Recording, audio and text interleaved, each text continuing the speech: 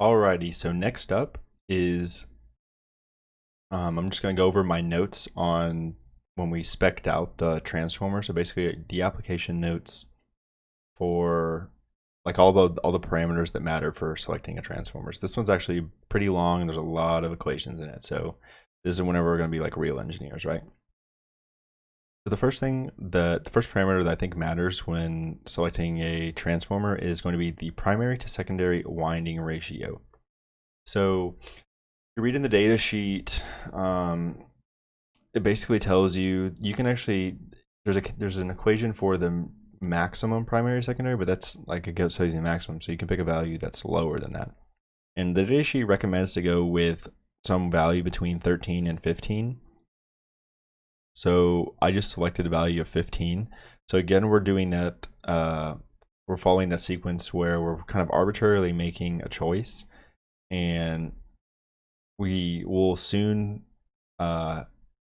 determine how that arbitrary choice affected the rest of our design, because it will affect the rest of our design.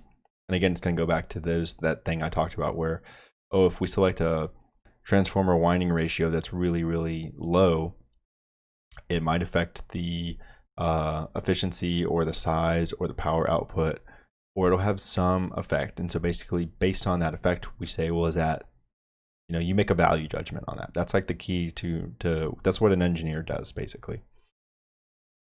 So here with an NPS, and that's what that stands for, winding primary to secondary ratio. That's what this variable means. So with the NPS of 15, the next thing we're going to go on to calculate is the primary inductance, which is given the variable L sub P. So here, if you look on the data sheet, it sends you on a rather wild goose chase. We have to calculate a lot of other things before you before you can actually figure out what your maximum, before you can actually figure out what your primary inductance value should be. So here it shows the equation, and I have what those variable names or what they are equal to and where we find them. And then there's like several equations, but first let me.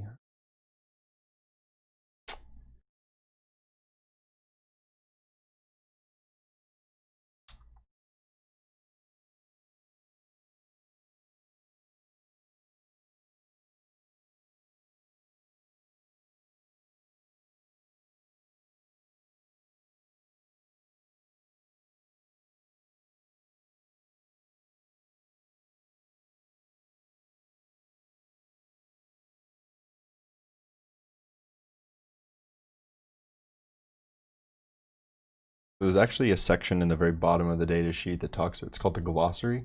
It will go over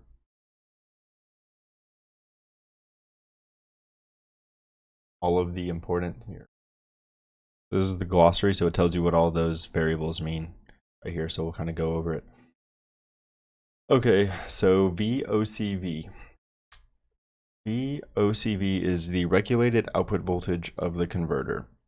So we set that, right? In our specification, the regulated output voltage of the converter is 5 volts. VF is the forward voltage of the diode. So that's the amount, that's the voltage that it takes to forward bias the diode and allow it to start conducting current. Hopefully you're familiar with how diodes work and understand what this variable means, but just know that in this case we're setting it to 0.9 volts. And when I say we set it, this is just a good estimate for what components on the market are capable of achieving. Ideally, you'd have a forward diode voltage of like 0, but that's not how it works. So that's why I say we choose sort of, because we get to choose our output diode, but we don't get to pick any. We can't pick something like 5. We can't pick anything under the sun that we want, like 5. We can't pick like 5.2 volts or something like that. It's basically what the market offers us. We don't get to specify this value directly. So the next thing is VOCBC, which is basically it is the cable constant. It's the target cable compensation voltage. So if you don't know, whenever you plug in a long like charger, right, like this, plug it in my phone, there's actually a slight voltage drop across that because that copper wire does offer some resistance. So there's a slight voltage drop. And so there's an equation I looked up online to find this, but it's honestly with such a short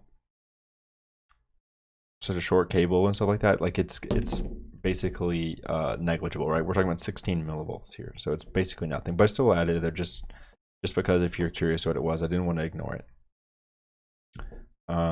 IOCC is going to be the output current. It's the converter output current target. So again, this is something we set, so we're setting it to 1 amp. That's what our spec sheet says. VCCR, that is a term. Let me see what the name of it is. VCCR is the constant current regulating voltage. So this is internally set by the controller, I think. So if you just look on the datasheet, it tells you what this value is. So it's 0.319 volts. It's in one of those tables that I mentioned in the datasheet walkthrough. Then we have the efficiency of the transformer. So I don't know what Greek letter this is, but sub XFMR. So that just means the transformer efficiency rating. So the datasheet just says use an estimate of 90% there. So that's what we'll go with. So now, if you look at the equations that it gives us, we actually have to find some other values. So like in this equation, we have IPP max here, but in order to, we have to solve for IPP max, right? So IPP max equals this value, but we have to solve for R sub CS.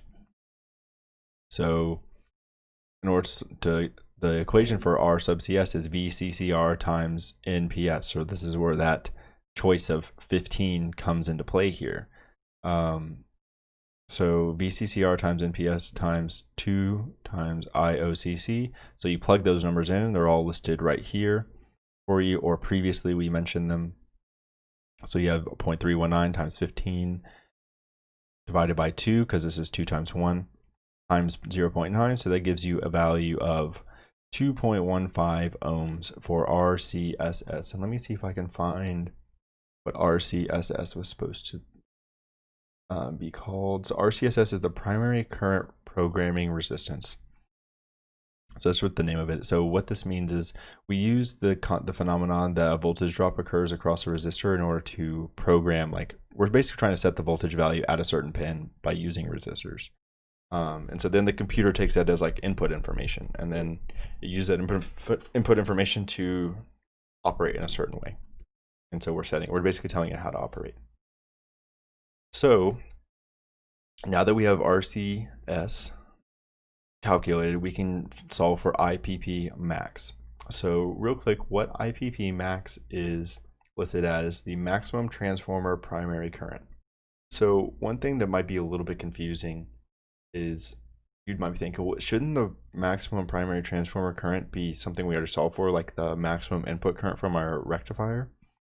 And I don't think that's the case, because basically what you need to know is there's a lot of stuff going on at that transformer with inductance, and there's capacitors hooked up. So that's where that stuff kind of comes into play. And just know that they're not equal. The maximum primary current, maximum current through the primary side of the inductor is not equal to the maximum output current of the rectifier diode. There are other current sources in that circuit, from things like the transformer and other things. I say don't really worry about why it's the case. Just understand that it's not the case for right now. So that's why we're solving for IPP max. So IPP max is equal to VCST max divided by RCS. So VCST max is again internally set by the controller at 0.75 volts. So all this is it's just basic algebra at this point, right? I mean, it's been this whole time. So we solve for IPP max. I don't know if I have it listed here. I think it's 0.3. No, I did actually solve it right here. It's down here. IPP max equals right here. It's 0.348 amps. Okay, so now that we've solved for IPP max, we can finally solve for the primary inductance of our transformer. So then we plug in all those numbers into our converter, or into our equation. I think I already explained. Yeah, I explained what all these variables mean here.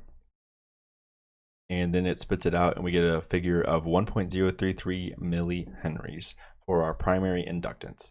So know that our transformer right now, the specifications for it look like primary to secondary winding of 15:1, primary inductance of 1.033 millihenry, and the last thing that we want to take a look at is the auxiliary to secondary winding ratio. You can also look at it as the primary to auxiliary winding ratio. It's basically the same thing.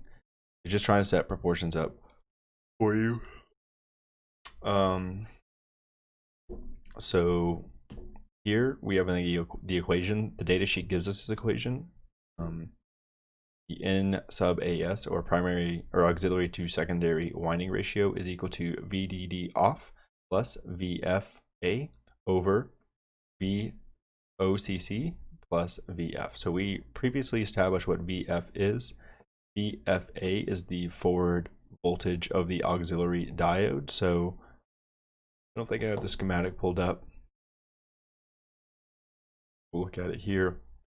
So this diode right here has a forward voltage. It's just like another output. Just think of it just like that.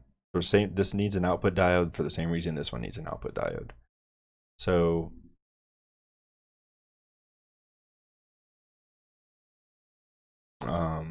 that's pretty much why that is the case. So it gives us the equation. So VDD off is,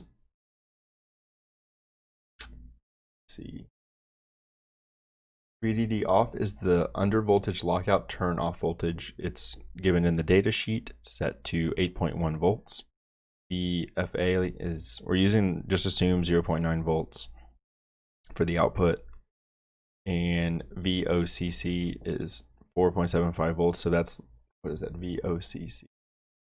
VOCC is the target lowest converter output voltage in constant current regulation. So this is also, I think this is mentioned in the application circuit table. So I just chose 4.75 volts. So when you plug those in, you get a figure of 4. So N sub AS is equal to 4.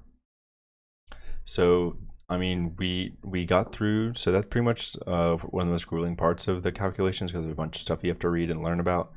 But basically, that's pretty much it for calculating the transformer parameters. So yeah, that's pretty much it on this one. Like I said, don't forget to like and subscribe if this was helpful to you. And even if it wasn't helpful, maybe drop a dislike. That'll help me out with the YouTube algorithm, I think. So yeah, thanks.